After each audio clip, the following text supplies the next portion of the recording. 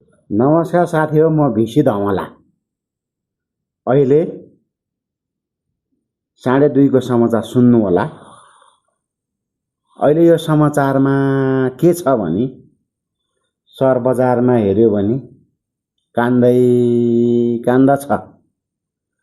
TikTok खोलेर हेर्यो भने कान्दै कान्दा छ। फेसबुक हेर्यो पनि कान्दै कान्दा छ। तर कान्दा कसले मचाउँछ? किन मचाउँछन्? कसरी मचाउँछन्? के गर्नको लागि मचाउँछन्? यो हो चाहिँ काण्ड के बुझ्नै सकिँदैन। भन्नुहोस् त।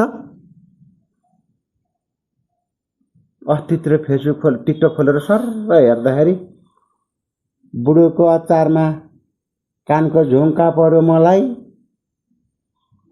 अनि काठमाडौँमा मलाई टपको त्यो पेज पर्यो मलाई भन्थे।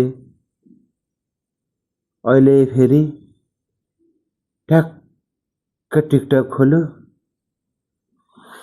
त्यो पूजाले ठग्यो, यसो गर्यो उसो गर्यो मात्रै भन्छ। होइन हो, कसले ठग्या रहेछन् त पूजा दिदीले? सारा जनतालाई फ्रीमा दुःख गरी 2 घन्टा 3 घन्टा बसेर चाहिँ